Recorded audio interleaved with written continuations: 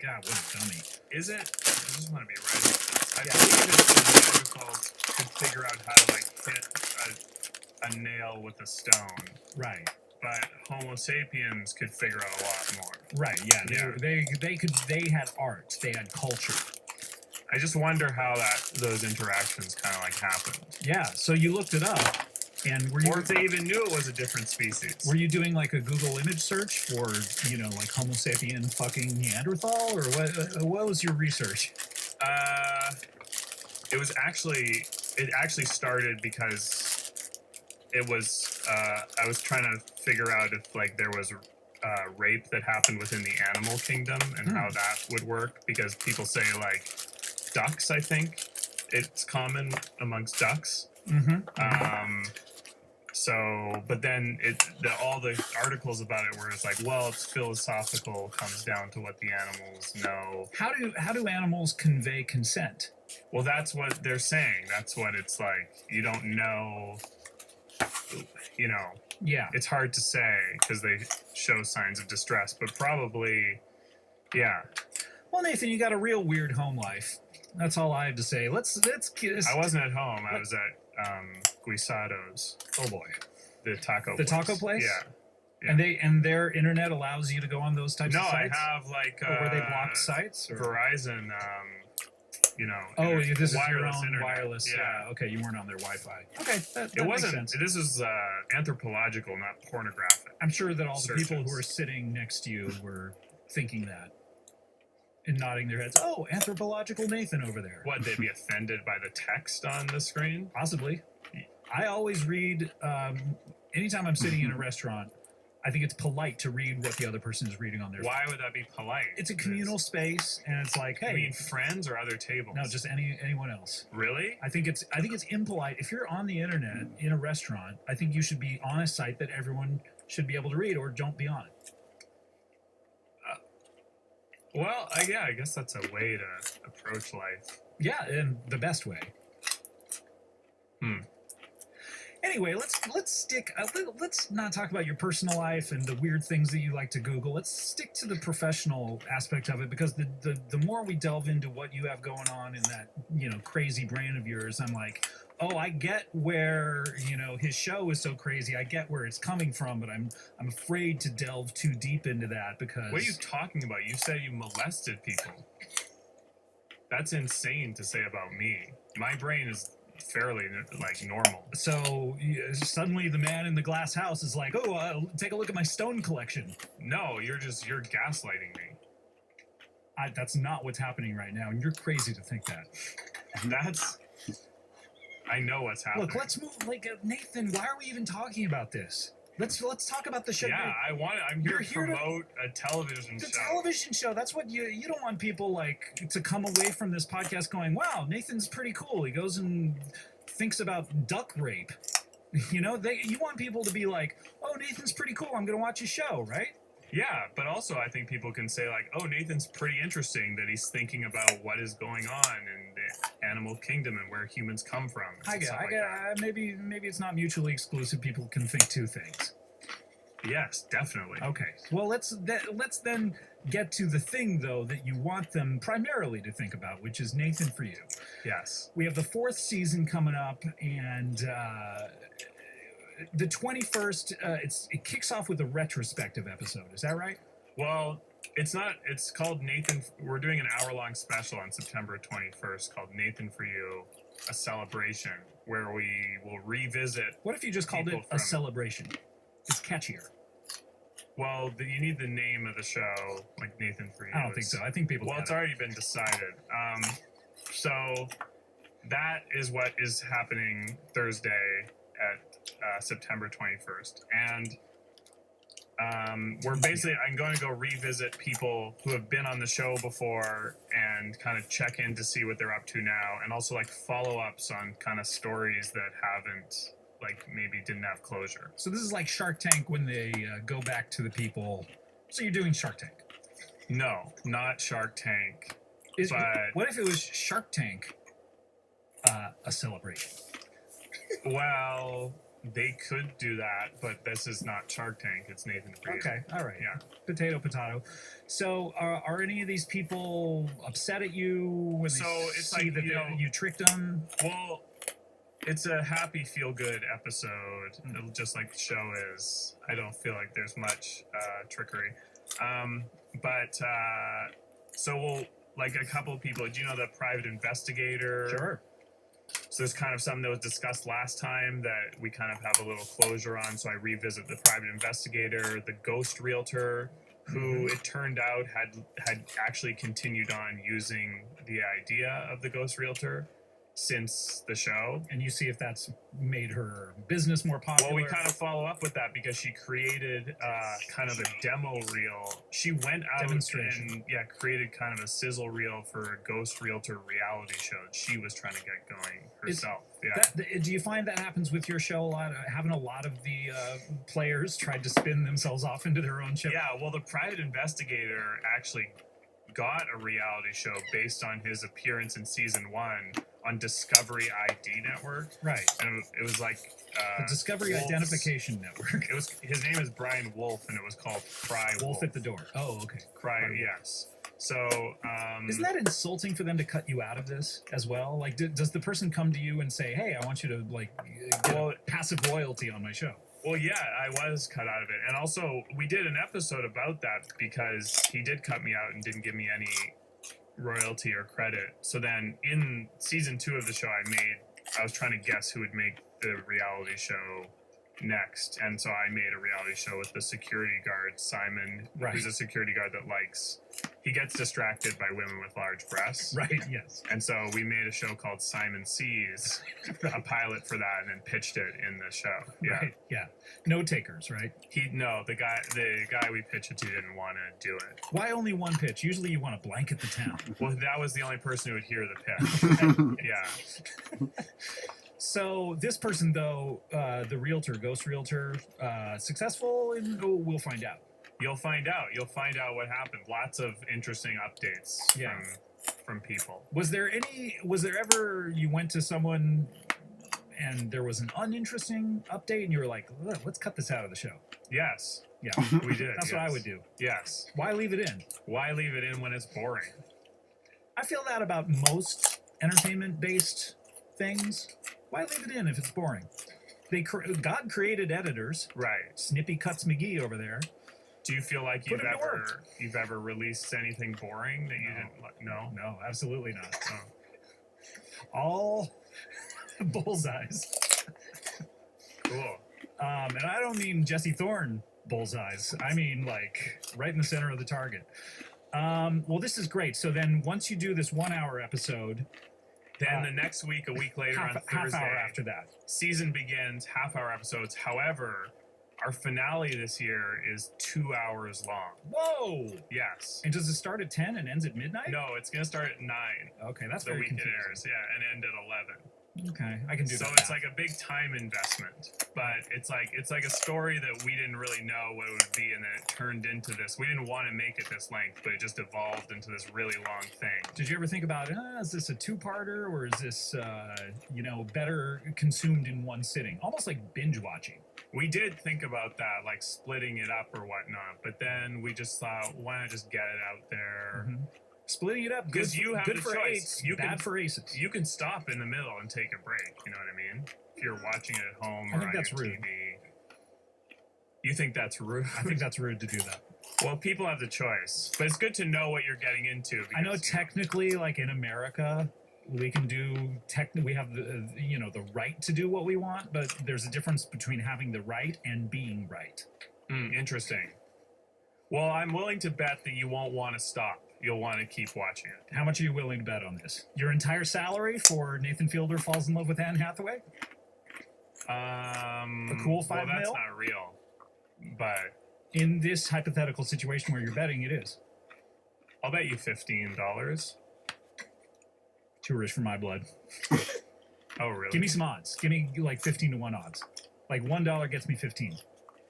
I don't know. That's too hard for me to think about. What is it? It's just for every dollar I bet you pay out 15. If you 15 to stop. 1 odds. Well, it can't be too good for you because you'll intentionally stop it and be like, I win. So, like, tell you what, I'll bet $100. You pay me 1,500. No, I don't want to do that. Okay, We don't have to. that's bet. $100. We don't have to bet. It's $100 that you're out. We don't. It doesn't have to be a gamble thing. I always gamble when I watch television. Really? Yeah, it's boring to me. That's why I only watch professional sports and CSI, and I bet on both of them. What do you bet on CSI? I bet if they're ever going to go inside the body or not. Like And an like autopsy? have that, yeah, like that cool CGI stuff. I always bet against it. I lost a lot of money. I'm not doing well. I'm like Norm Macdonald, who just, I've wasted my entire fortune. Is that what happened with him? Yeah. I mean, he talks about it. Anyway. Oh. So what would I bet? What would I bet on? The mood with that. Yeah. I killed the mood. Yeah, it was a good vibe. Excuse me, guest, a mood resuscitate thyself. What is that? Meaning that, like, if you're a guest on a show, we're like hand in hand in this mood thing. I'm not like Jesus carrying you and only one set of footprints. There's 2 sets of footprints, and we're both responsible for the mood. Well, you're the host, though. Yeah, I'm trying. I'm trying to make this fun and funny. You're doing a great job, by the way. Yeah, Nathan for you, Thursdays, 10 p.m., the 21st hour-long catch-up episode. Then how many episodes in the season proper? So then, there's 7, but the last one is 2 hours. So 8, yeah. God damn it. It's Just a little make this complicated. easy. I know. I'm sorry. So 8 episodes total, 1 retrospective, 1 2 hours, 6 in the middle, just half hours. Right. So it's actually, if you do the math, it's actually 12 episodes worth of content. If you consider half-hour episodes. So normally we only do 8 episodes a season. So this is actually, if you count the content, you're getting more. Who's counting content when they watch TV? Well, that's kind of where the effort goes into the amount of content. Yeah. People don't count content. They count episodes. They count days closer to death. They're not sitting there going, oh, how much content am I getting today? Like, your strategy, it's all wrong. But Nathan, like the last episode's 4 normal 4 episodes contents worth of content. 4 content. So when you're, what do you call a piece of something? When you're so pretend you're promoting the final episode. Are you saying, hey, watch 4 contents this week? No, I'll say like watch the 2-hour finale. However, if you think about it, this took more effort because it's 4 episodes worth of content. Is this the last season, by the way? Are you doing any more after this, or is this it for you? Yeah, but like, am I retiring? Yeah. Or Going back to Cannes. Cannes? Like the film festival? No, I was shortening Canada. Yeah, back to Cannes. I was trying to do like a going back to Cali kind of thing. LL Cool J was like, he shortened his entire name. What did he? Ladies love Cool J. James. Is that what LL stands for? Yeah, ladies love. Is that true, or are you? Very true. Is this a joke? It's very true. Really? Yeah. He was a braggart. Ladies love? Even in his own name. I never knew that. Yeah. Ladies love Cool James. Oh my gosh. All right, so we need to take a break, but Why? Nathan wants you to know that there are 12 contents coming out. Nathan, for you, the September 21st kicks it off with 2 contents, then 1 content, then 1 content, then 1 content, then 1 content, then 1 content, then 1 content, then 4 contents. 4th season, which is a content unto itself right there. So you've had 4 contents of seasons, and that's not confusing at all. It's going to be a great ride. Just start Thursday at 10 p.m. and then you'll get it. You just have to remember to switch on the last week to 9. Turn your TV on now. Never turn it off. You're going to be fine. Yeah, it's going to be so fun. All right, let's take a break. When we come back, we'll have more Nathan Fielder. Oh, and this is very exciting. We have an equestrian coming up, and also someone with a very interesting job. We'll be right back with more Comedy Bang Bang after this. A lot of things in life can be a drag.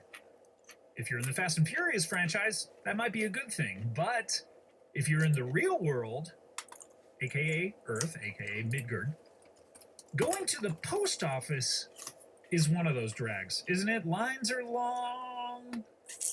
Post office is always out of the way. It's never like, if you live next to a post office, maybe, or like above it. Although, boy, that would be terrible. Living above a post office and having to hear stamp machines all day, drive me crazy. If you live next to one, maybe you could say, maybe I'll roll out of bed today and get some stamps. Those are the only people that I'm not talking to right now. If you live directly next door, not even across the street, that still is out of the way to me. Well, thankfully,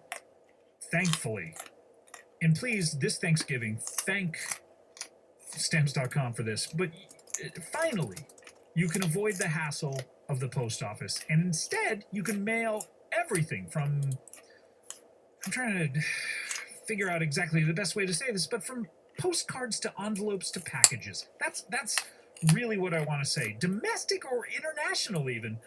You can finally avoid the hassle of the post office and mail all of those with Stamps.com. Yes, Stamps.com. Stamps.com. Don't go to Stamps.com. I don't know where you'll end up. Certainly not where you want to be at Stamps.com. Stamps.com lets you buy and print official U.S. postage for any letter.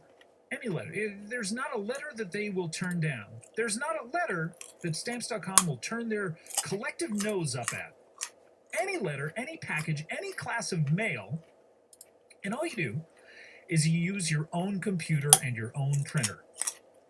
It's one of these click, print, mail situations that I talk about. You simply click, print, mail, you're done. Click, print, mail, you're done. It's that easy. And unlike the post office, Stamps.com never closes. Have you ever gone to your house and the doors are locked and you knock on the window and your wife inside says, sorry, we're closed. And you're like, well, it's literally 30 seconds. Can you just let me in? No, that never happens at your house. And if it does, I suggest counseling.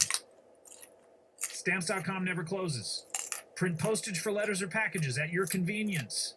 They will even send you a digital scale that automatically calculates exact postage, and they'll help you decide the best class of mail based upon your needs. You can get discounts they don't have at the post office. Stamps.com, what they do is they bring all of the services of the U.S. Postal Service right to your fingertips, which is where you touch things on your fingers.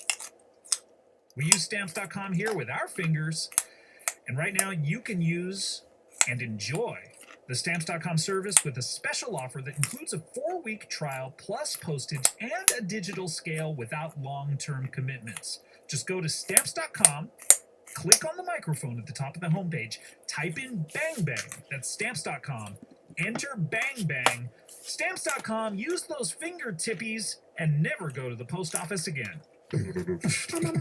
Comedy Bang Bang, we're back here. Nathan Fielder, total star of Nathan For You. There's no other stars in this show. He's if you come to Nathan For You and you don't like Nathan Fielder, you're in the wrong place. Yes. I'm the only person in every episode. You're going to be very dissatisfied. Not the only person, but the only person that is in every episode. Yes. Yeah. If you look up IMDb and IMDb.com, and you go to Nathan For You, you're going to be at the top of that cast list because you've been in the most episodes out of anyone. Definitely, yes, by far. So if you hate Nathan Fielder, stay away. Yeah, I guess, yeah. If you're going through life going, God, I don't want to see Nathan Fielder in anything, stay away from primarily that. I wouldn't even go see movies because you're like, if an easy and fun one comes up, you're going to jump at the chance at this. Yeah, I mean, yeah. You're going to be like, me. I want to be in this easy and fun movie. Well, it's not that. Okay. So Nathan For You coming up, and let's get to our next guest. And this is fascinating. I've heard about these. Nathan, you were talking about different species of, first we were talking about cavemen, then you went into ducks and stuff, but I've heard of this species before, and so I've never spoken with one, and this is very interesting. Please welcome to the show, Cherry the Chud. Oh, thanks for having me, Scott. my pleasure.